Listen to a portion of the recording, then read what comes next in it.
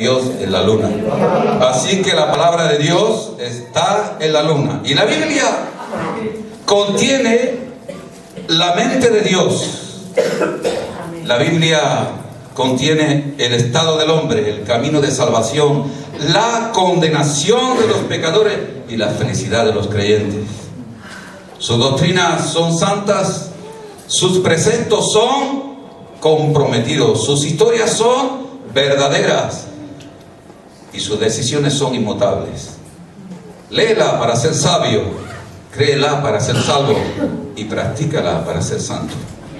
Contiene luz para guiarte, alimento para sostenerte y consuelo para alentarte.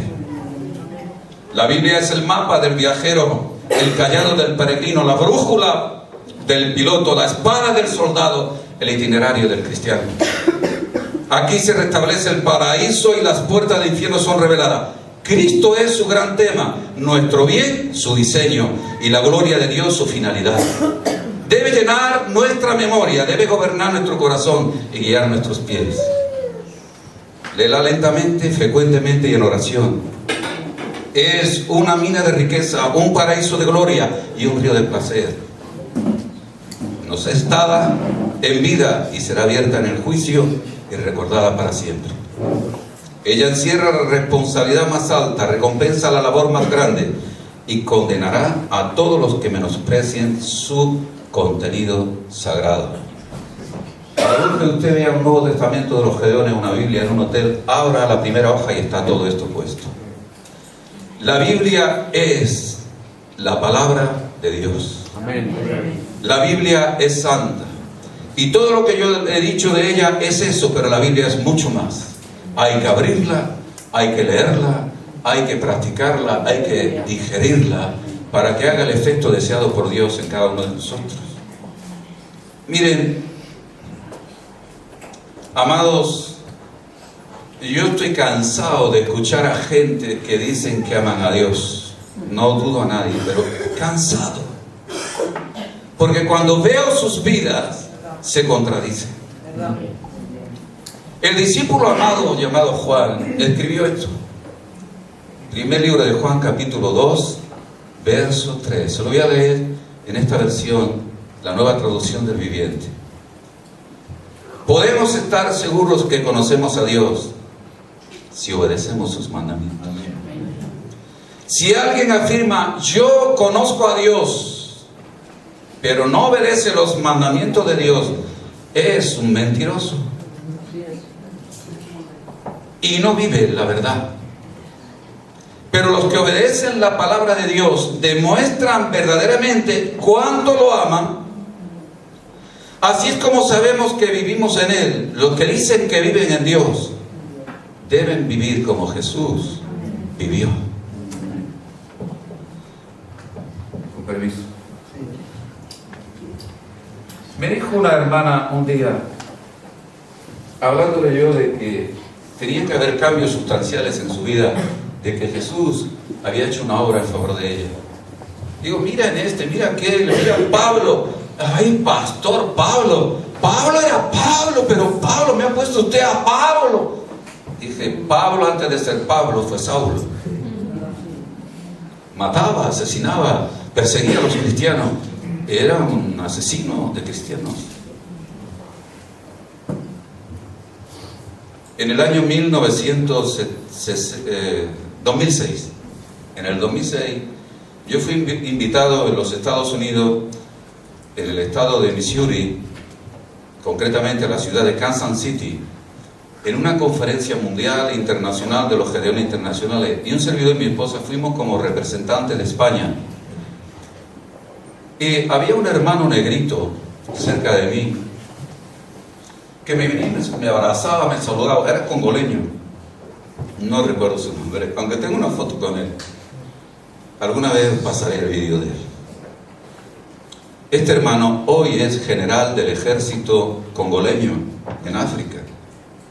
Pero ¿saben este hombre qué hacía?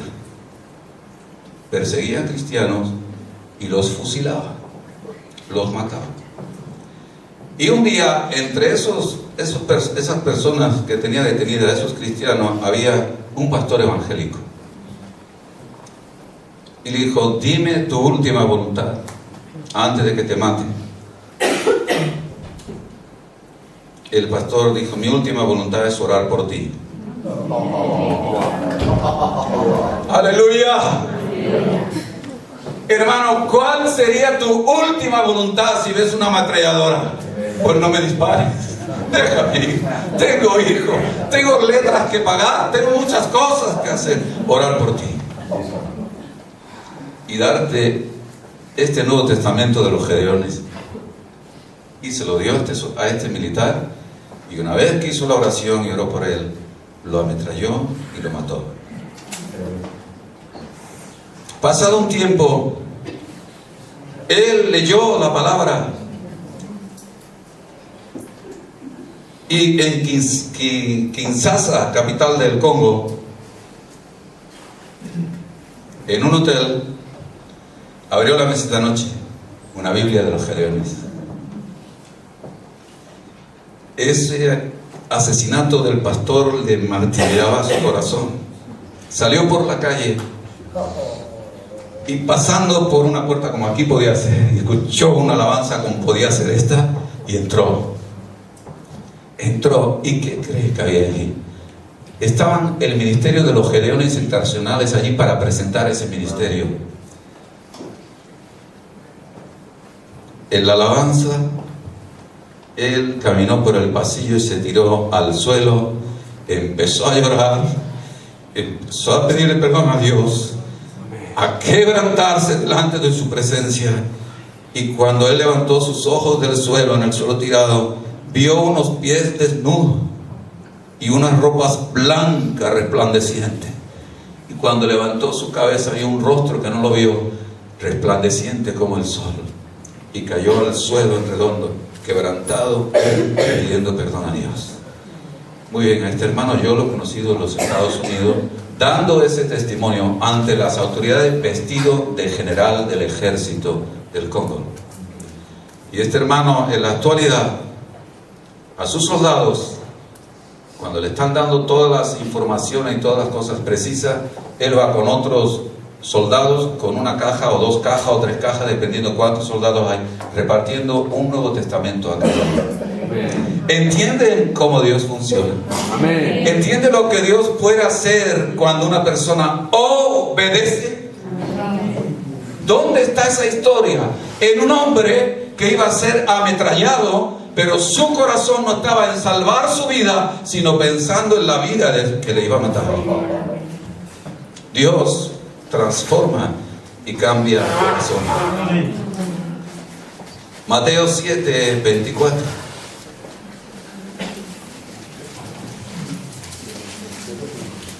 Guadalupe, escucha las hojas cómo se mueven. Me gusta ese ruido. Eso quiere decir que no se utilizan tanto los iPhones. La Biblia, el papel. Una hermana rusa nos buscaba por internet dónde estaba Betania Manresa. Ella vive en Igualada. Y llegó al lugar, pero ya no estamos ahí, estamos en otro lugar. Y entonces ya se iba para su casa, pero vio a un negrito con una Biblia en la mano. A Richard, un hermano de nuestra iglesia. Fíjate lo que dice una Biblia en la mano. Lo que puede hacer una Biblia, ¿verdad? Muy bien, Mateo 7, 24. El que oye estas palabras y las hace. ¿Qué palabra? ¿Me he equivocado? ¿Qué he dicho? ¿Y estamos? Sí, ¿verdad? El que oye estas palabras. ¿Qué palabra? Bueno, si nosotros leemos el capítulo 5, el capítulo 6 y el capítulo 7, veamos todas las enseñanzas que Jesús hace ahí. Él dice, el que oye estas palabras.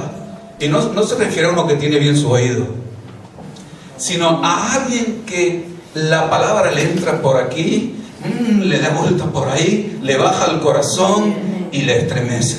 El que oye estas palabras y las hace, le compararé a un hombre prudente que edificó su casa sobre la roca. Pero cualquiera que me oye estas palabras y no las hace, le compararé a un hombre insensato que edificó su casa sobre la arena, y las consecuencias de edificar sobre la arena es una gran ruina, lo sabemos, ¿verdad? Bueno, son noticias frescas lo que ha sucedido en Haití, ¿o no? Hermano, es un desastre, solo se ve. Y cuando usted mira los escombros, son latas, maderas, plásticos, hojarasca, cosas que no sirven para edificar. Evidentemente que hay una pobreza en ese país inmenso. Sin embargo, ese mismo huracán ha pasado por otros lugares y no ha hecho tantos estragos. Hace algunos años, en la tierra donde nació mi madre, en Marruecos, aunque somos españoles, yo soy García Ruiz, hubo un terremoto de una escala de 4 de Richter, y trajo una mortandad en aquella zona porque las casas son de barro, sin fundamentos. Sin embargo, en Japón, en la escala de 6, de 7 y de 8, si hay un muerto o hay un derrumbe, es difícil. ¿Por qué? Porque son conscientes de que están en lugares donde hay muchos movimientos sísmicos. ¿Por qué ahora vemos en estas lluvias que han venido aquí a Cataluña coches que se lo ha llevado la riera? ¿Por qué se aparca ahí si saben que cuando llueve aquello es un cauce de ríos? Mateo 5, 17, 20. Perdónenme que le dé muchas lecturas, pero hermano, lo que tiene que hablar es la palabra. Mateo 5, 17 nos dice: no penséis que he venido, dice el Señor, para abrogar, es decir, abolir, quitar, anular la ley o los profetas. Porque a veces cuando hablo alguien dice: hermano, pero eso es del Antiguo Testamento. Ah, es del Antiguo. No he venido para abrogar, sino para cumplir. Porque de cierto os digo que hasta que pasen el cielo y la tierra ni una jota ni una tilde. La tilde y la jota son las letras más significantes del hebreo. Pasará de la ley hasta que todo se haya cumplido. De manera que cualquiera que quebrante uno de estos mandamientos muy pequeños y así enseña a los hombres, muy pequeño será llamado en el reino de los cielos. Mas cualquiera que los haga y los enseñe, este será llamado grande en el reino de los cielos. Porque os digo que si vuestra justicia, ay hermano, no fuere mayor que la de los escribas y los fariseos. Mire hermano, a quien Jesús le está hablando aquí, son gente que tienen un referente delante. Tienen a los fariseos y a los escribas como el objetivo máximo, fíjense, como el modelo a seguir. Hermanos, yo me he criado en una tierra donde hay 9 sinagogas judías, así que conozco bien a los judíos en mi tierra. Hace unos días, el mes pasado, estuve hablando con un rabino. Digo: rabino, quiero visitar la sinagoga. Le dice: uy, por motivo de seguridad tienen que... Bueno, había tantos trámites, los pobres tienen que protegerse, ¿verdad? Queridos hermanos, ellos tenían una larga lista de cosas que se podían y cosas que no se podían. Pero muchas de esas listas nada tiene que ver con la palabra de Dios. Entonces Jesús le diciendo: bueno, si los rabinos, si los escribas y los fariseos son vuestra meta y vuestro objetivo, os digo que si vuestra justicia no fuere mayor que la de ellos, no entraréis en el reino de los cielos. Jesús le estaba poniendo un listón mucho más alto de lo que ellos tenían. No entraréis en el reino de los cielos. Cristo nos enseña y nos dice lo siguiente: para edificar sobre la roca, mire bien, necesitamos orientar nuestras vidas con la palabra de Dios. Amén. Con la Biblia. La Biblia, hermano, el Antiguo y Nuevo Testamento es la voluntad de Dios para nuestra vida. A veces cuando alguien dice: hermano, busco la voluntad de Dios, lee la Biblia. Haz lo que en ella dice. y estarás en la voluntad de Dios. Jamás el Señor te va a revelar nada nuevo si ya lo revelado no lo haces. Las cosas más sencillas, más simples, que ya se te son reveladas, pero no las cumple, difícilmente el Señor te va a revelar cosas nuevas. Hermano, debemos tener claro qué es lo que creemos y en lo que creemos. Debemos tener claro cuáles son nuestros valores. Mire, yo tengo 3 Facebook. Uno de la asociación que fundé en su día, de la Asociación Cristiana de Personal de Seguridad, otra del Centro Cristiano de Tania Manresa y una personal mía. Y eso de alguna manera me hace ver a muchos creyentes que escriben allí, que ponen fotos y que ponen cosas, y para acá y para allá y para el otro lado, hermanos, y palabras y cosas, y a veces reflexiones que tú dices, Dios mío, este no ha sido tocado por ti. Cuando lo tenemos todo claro, el proceso de decidir qué tenemos que hacer no es tan difícil, cuando tenemos las cosas claras. Ahora, ¿cuáles son nuestros valores morales, familiares o espirituales?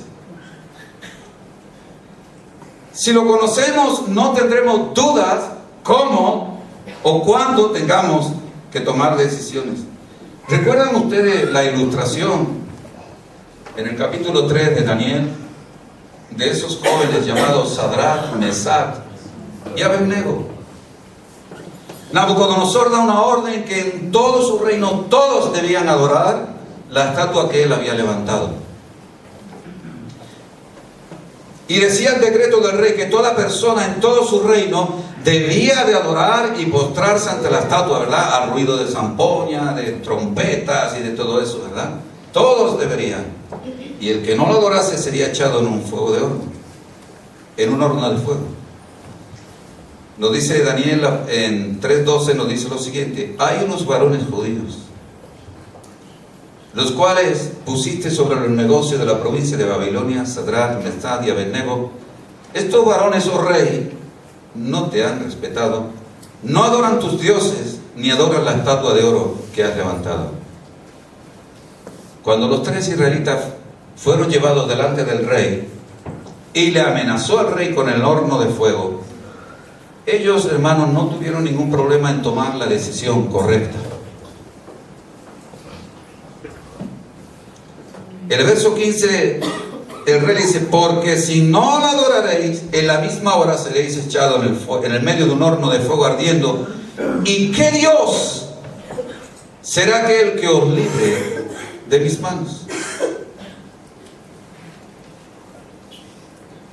Ellos podrían haber decretado o haber declarado, yo que sé, por ejemplo, ningún arma forjada, ningún horno aunque arda 7 veces me tocará.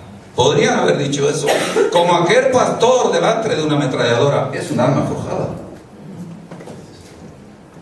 A veces creemos porque lo declaramos o lo decretamos se tiene que cumplir. Nos olvidamos que el que decreta y declara es Dios. Amén. Porque Él, solamente Él es Dios soberano. Amén. Lo demás, la Biblia no lo dice eso.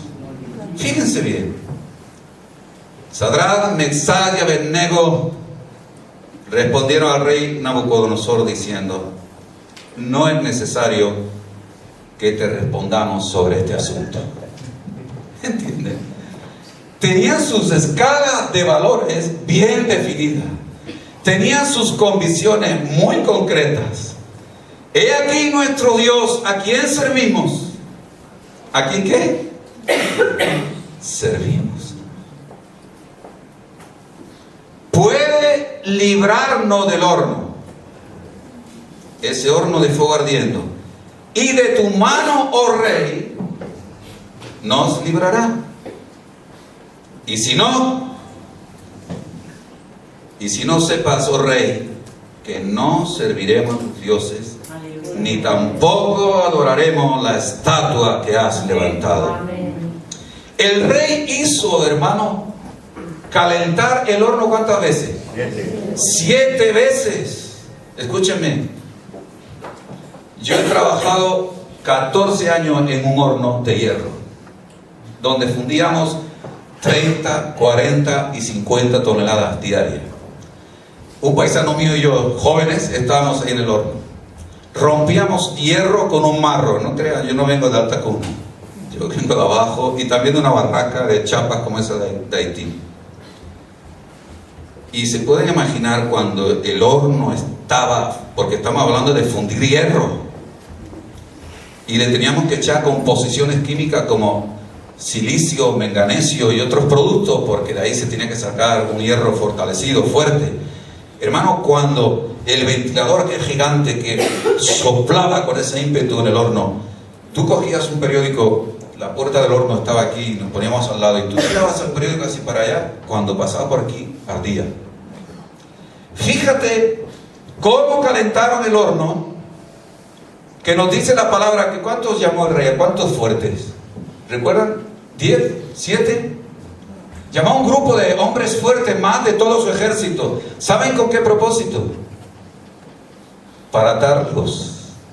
Digo yo, para atar, necesita que sea el más fuerte de todo el ejército. Pues sí, el rey se quería asegurar que quedaran atados, bien atados. Y algunos van por ahí de teatro y te desato en el... Lo ataron, bien atado, como decía la palabra en Josué. Y Jericó estaba cerrada, bien cerrada. ¿Para qué la quiere cerrar si Dios la derrumbó así por abajo? Porque Dios es todopoderoso. Amén. Y dicen que cuando estos cogieron a los 3 y lo arrojaron, el calor que salía del horno los consumió. ¿Se pueden situar en eso? Que eso no es historia, no es un cuento, es una realidad, es una crónica escrita por ahí, la palabra de Dios, para que sepamos que si Dios quiere, Él libra del fuego y de todo, de todo. Aleluya. Y el rey en su curiosidad se asoma y le dice a su gente, pero ¿cuántos echasteis al fuego? ¿No fueron 3? Sí, majestad, fueron 3, pero yo veo 4. Amén. Y uno se mueve como hijo de dioses y anda libremente por ahí. Y dice la palabra que cuando lo saca, hijo, él le dice, Sadrach, Mesach, siervo del Dios Altísimo. Reconocimiento. Fíjate cuando uno es obediente a la palabra de Dios y uno se sujeta, suceden cosas. Suceden cosas. Y hermano, nos dice la palabra que cuando lo sacaron, ni sus ropas, ¿no? ¿Qué le pasaba a la ropa? No habían sido quemadas, ni siquiera olían. Solo hubo algo que se quemó en ese horno. ¿Saben qué? ¿Recuerdan? Las ataduras. Porque andaban sueltos. Iban atados, bien atados, pero se quemaron las ataduras. Y si no sepas, oh rey, que no serviremos a tus dioses, ni tampoco adoraremos la estatua que has levantado. La pregunta aquí es, ¿cuál era el valor moral, espiritual que tenían estos jóvenes? ¿Qué valoraban más? Ellos estaban en buena posición, ¿sí o no? Estaban en buena posición. El rey lo había nombrado, le había puesto una autoridad en su provincia. Valoraron más el negarse a lo que el rey le pedía y obedecer al Dios del cielo, que la palabra dice, no te inclinarás ni los adorarás, porque yo soy Jehová tu Dios. Valoraron más la palabra. Ellos no tuvieron que consultar con nadie, ni buscar la palabra de Dios, ni tuvieron que ayunar, ni proclamar una cadena de oración. Tomaron la decisión correcta en el momento que tenían que tomarla. La obediencia absoluta a Dios. Amén. Y Dios los liberó de ese pozo, de ese fuego. Ellos tenían claro, no adoramos otros dioses. Que nos ha de costar la vida, bueno, que así sea, pero no vamos a ceder. ¿Cómo ese pastor? Oraré por ti. Tengo un amigo íntimo, muy querido, muy apreciado. Él es pastor en Santiago de Chile. Él es de origen italiano, pero norteamericano, casada con Sharon, su esposa.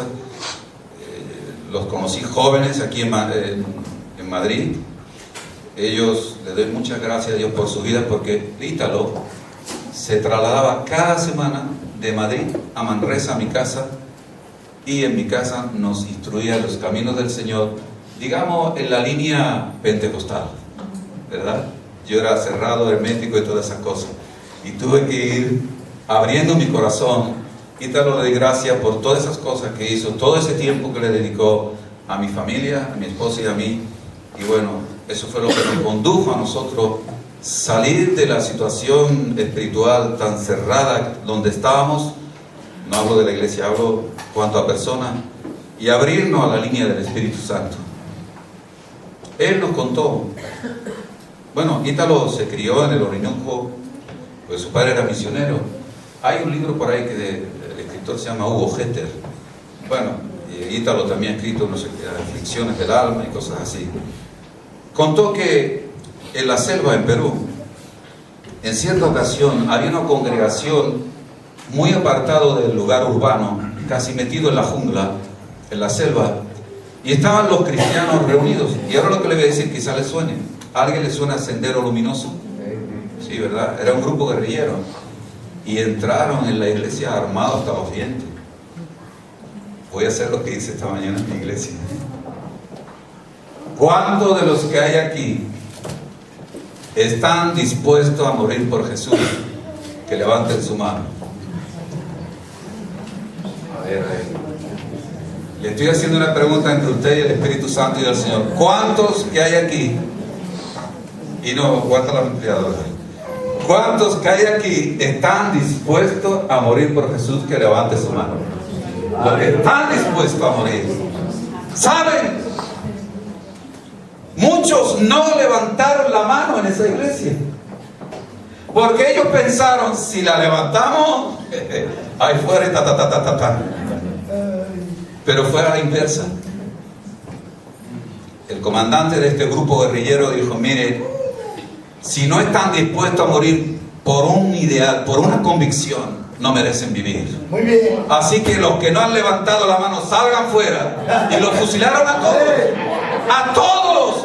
Y la Biblia nos dice en Marcos 8:35, porque todo el que quiera salvar su vida la perderá. Y todo el que pierda su vida por causa de mí, del Evangelio, la salvará. Espero no haber ofendido a nadie. Y si no has levantado tu mano, tranquilo. Dios te da oportunidad para vivir. Para que tus valores, hermanos, nos digan con convicción. Y todo el que pierda su vida por causa de mí y del Evangelio, la salvará. Hermanos, si no tenemos convicciones por las que estamos dispuestos a morir, entonces nuestra vida no tiene valor. Un hermano decía, el que no vive para servir, no sirve para vivir. ¿Qué convicción hay en tu vida?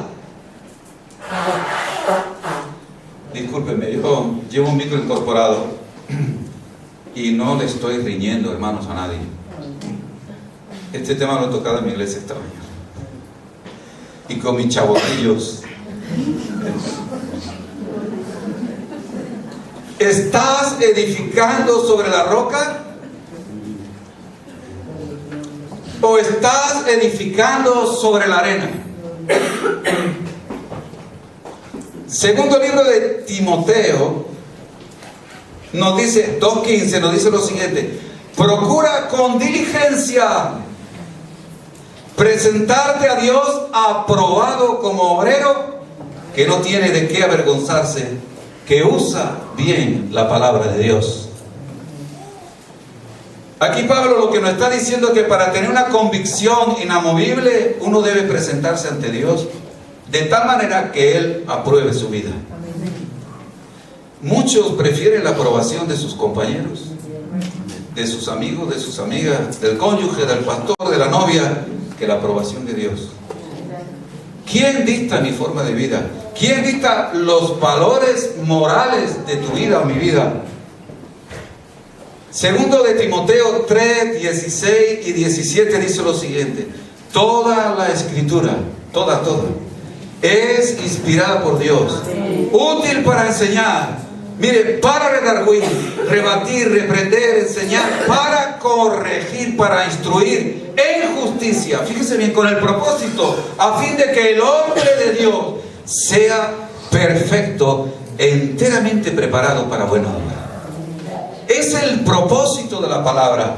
Y para eso Dios nos ha dejado su palabra en forma escrita, para que estemos preparados para hacer lo bueno, lo correcto en todo momento. La palabra de Dios nos trae el cambio de rumbo en nuestras vidas.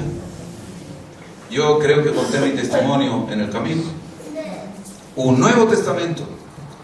A un niño de 12 años, en mi caso yo, en una familia desgraciada, alcohólica, Dios trajo salvación.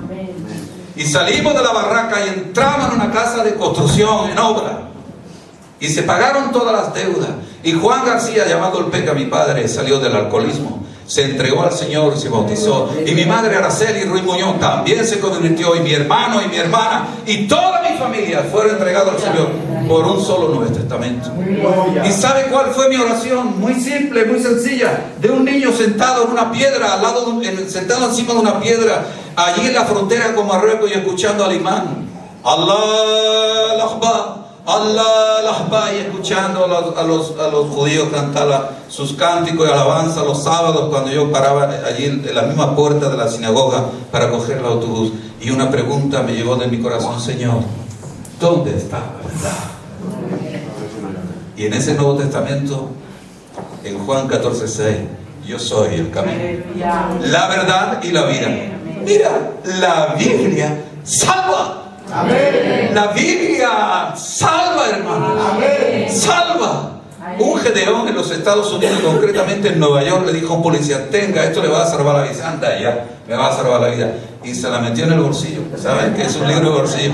Y se encuentra ese policía en un tiroteo.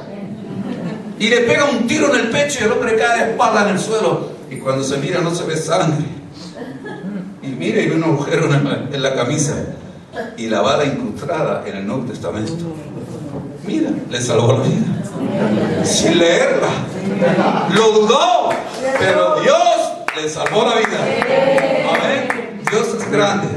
Si mi matrimonio está en mal camino, déjate de psicólogo, de historia. Busca al Señor. Busca al Señor.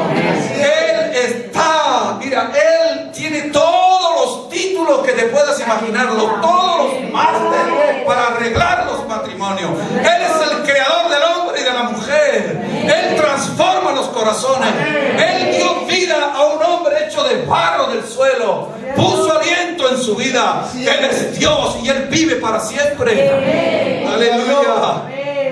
Si mi matrimonio está en mal camino y vengo a Él, Él le dará el golpe de timón necesario para enderezar ese rumbo. Hermanos queridos, voy rápido. La Biblia te hace sabio, ¿o no? Salmo 119, 99. Más que todos mis enseñadores he entendido, porque tus testimonios, o sea, más que mis maestros, que mis profesores, mis enseñadores, he entendido, porque tus testimonios son mi meditación. Ahí invierto el tiempo. Y mira, el Salmo 119, 98, tus mandamientos me hacen más sabios que mis enemigos. El 119, 100, más que los viejos, es decir, que los ancianos, tengo entendimiento porque he guardado tus mandamientos. El 119, 104, de tus caminos he adquirido inteligencia, por tanto he aborrecido todo camino de mentira. Aleluya. Léete el Salmo 150, apréndatelo de memoria. Ahí hay una enseñanza tremenda. Mateo 5, 18, 19. Porque de cierto os digo que hasta que pasen el cielo y la tierra, todo esto lo infante, ni una jota ni una tilde. Hermanos, si no enseñamos estas verdades, seremos llamados muy pequeños en el cielo. Tenemos que enseñar las verdades de la palabra de Dios. No contar cuentos de vieja para tener contento a la gente. Si alguien se mosquea, porque en mi iglesia se mosquea alguno y luego me lo dice, usted dijo esto, ¿y qué culpa tengo yo que tú hayas hecho eso? Yo no lo sé, pero yo lo digo. Uno se encontró a mi mujer por la calle y le dice, ya no voy más. ¿Y por qué? Tu marido ha dicho que los borrachos no entrarán en el reino del cielo. Por lo tanto no voy más a Betania. Y yo digo, pues deja la botella, pero no deje la iglesia. No te equivoques. Porque si yo tengo que quitar todo aquello que puedo molestar, pues bueno, mirad, hermano, por aquí por allá y nos vamos. Hay que hablar la palabra, hay que tocar, hay que exhortar, hay que bendecir. Mire, hoy se está enseñando que todo está hecho, que no te tienes que preocupar. Jesús lo ha hecho todo por ti, ¿sí o no? Él te ama tal cual eres, no te tienes, ya está todo hecho. Sin embargo, Jesús nos habla, fíjate bien, de edificar, nos habla de trabajar, nos habla de construir, es decir, y profundizar. Y ¿saben lo que significa edificar sobre la roca? Vayan a Andorra y pregunten qué vale una casa en Andorra cuando tienen que estar allí las piconas, porque es todo puro roca. Esas casas son muy caras, requieren mucho esfuerzo. Pero si usted es una persona espabilada y dice, bueno, pues yo voy a hacer la misma casa con la mitad de precio y la mitad de tiempo, lo voy a hacer sobre la arena. Pero luego viene la turbulencia, vienen los vientos, vienen las lluvias y la casa se desmorona. Ahora, Cristo nos dice que qué tipo de materiales necesitamos, voy acabando, y cuáles son necesarios para edificar sobre la roca. Mire,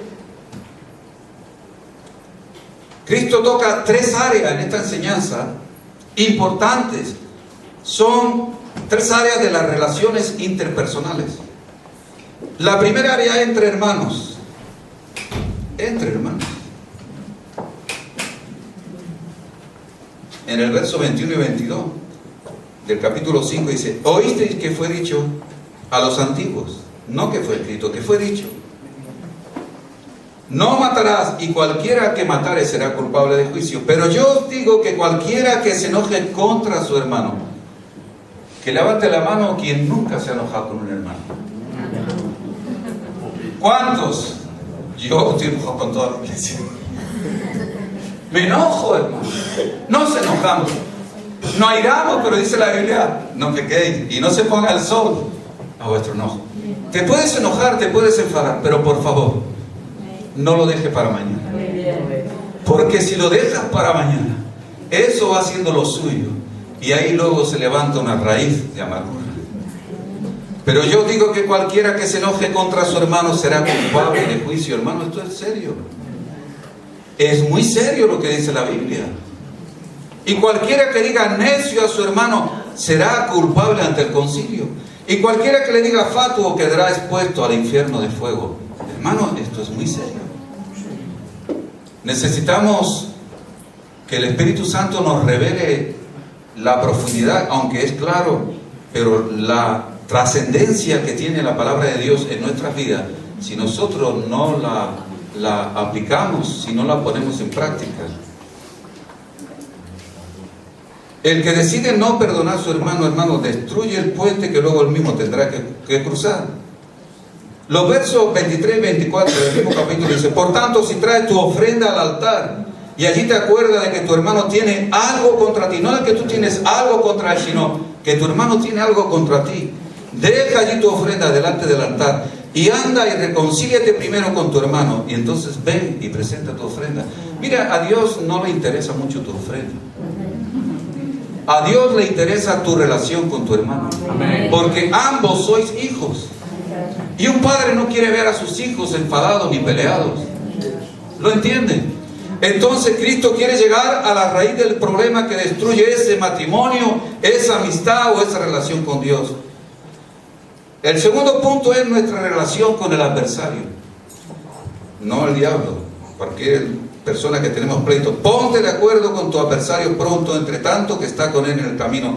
No sea que el adversario te entregue al juez y el juez al alguacil y seas echado en la cárcel. De cierto te digo que no saldrá de allí hasta que pagues el último cuadrante.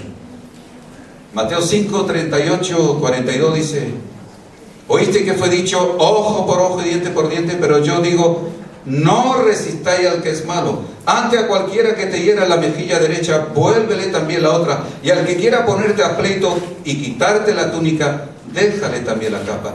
Y a cualquiera que te obligue a llevar carga por una milla, ve con él 2. Al que te pida, dale, y al que quiera tomar de ti prestado, no lo rehúse. Oísteis que fue dicho: amarás a tu prójimo y aborrecerás a tu enemigo. Pero yo os digo, amad a vuestros enemigos, bendecid a los que os maldicen, haced bien a los que os aborrecen, y orad por los que os ultrajan y os persiguen. Verso 45, lo dejo para ahora.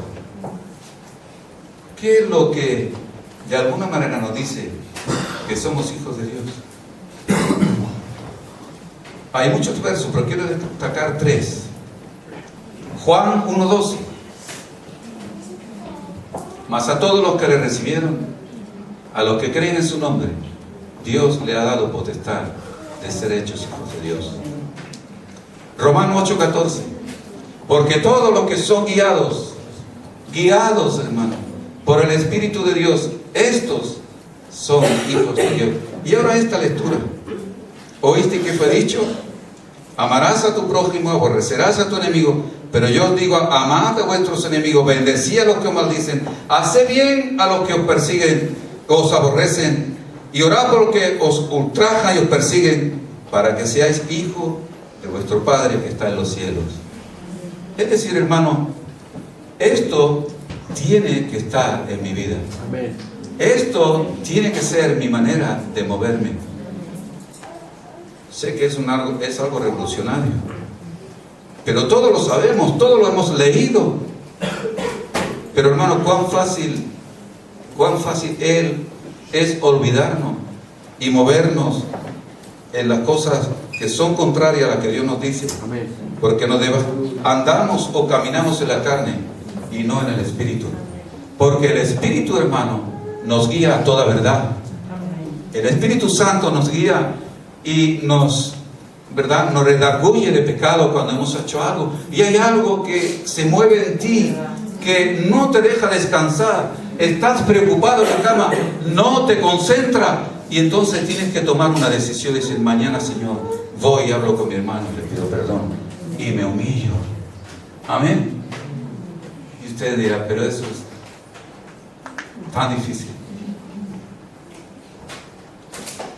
Mire, Jesús en Filipenses nos dice la palabra que siendo igual a Dios, se despojó de eso para no aferrarse a eso y se hizo hombre.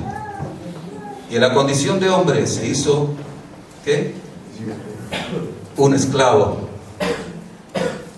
Y en esa posición de esclavo, en esa posición de hombre, Él fue el obediente hasta la muerte, hasta la cruz.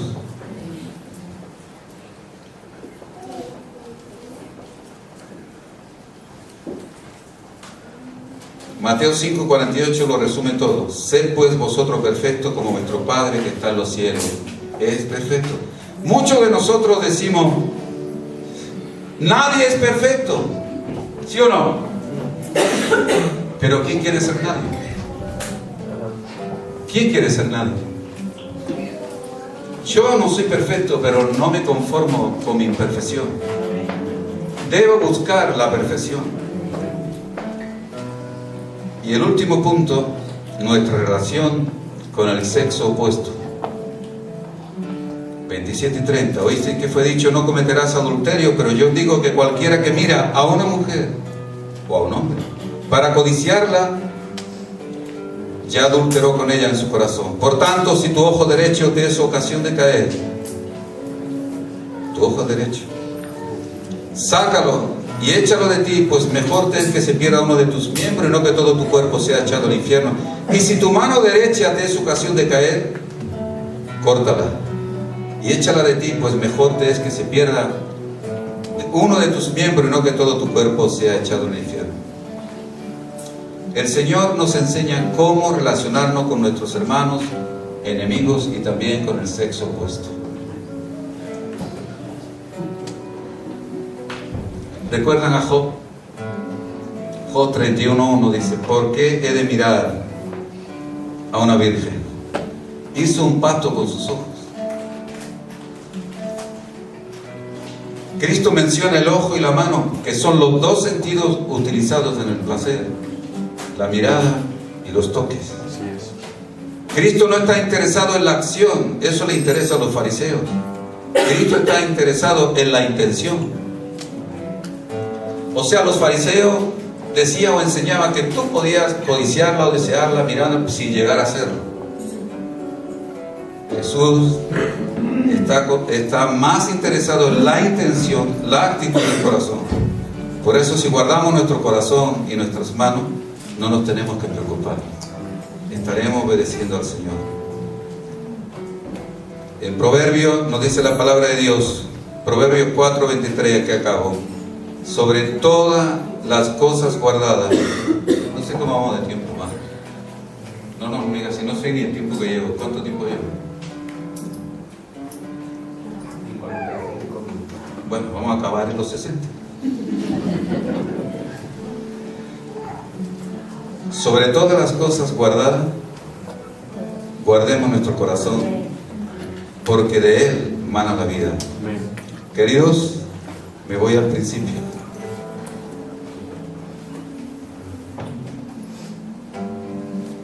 En Primera de Juan.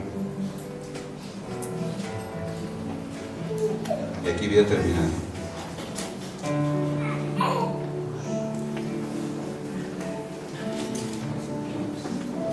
Podemos estar seguros de que conocemos a Dios.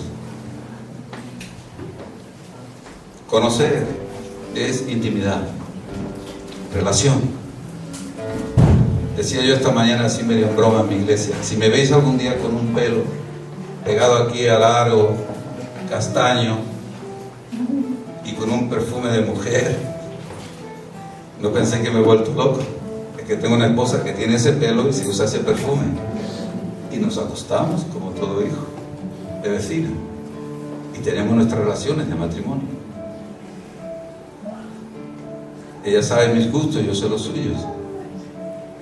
El 6 de marzo del año que viene haré 40 años que estamos casados. Hay un tiempo de fidelidad y de amor. Quiero lo mejor para ella porque la amo. Cualquier cosa que le pueda suceder me duele. Le amo. Así que podemos estar seguros de que conocemos a Dios si obedecemos sus mandamientos. Amar la palabra de Dios es amar a Dios. Si alguien afirma: yo conozco a Dios, yo tengo relación con Dios, pero no obedece los mandamientos de Dios, es un mentiroso. Si tú me dices, Jesús dice que guardemos los mandamientos, no el mandamiento. Los mandamientos abarcan todos los mandamientos, hermanos, que están vigentes. Pero si alguno afirma: yo conozco a Dios, pero no obedece los mandamientos de Dios, es un mentiroso y no vive en la verdad. Claro que no puede vivir la verdad. Si mientes, el Espíritu Santo no puede estar, porque Él nos guía a toda verdad. Pero los que obedecen la palabra de Dios demuestran verdaderamente cuánto lo aman. Así es como sabemos que vivimos en Él. Los que dicen que viven en Dios deben vivir como Jesús vivió. Vamos a orar.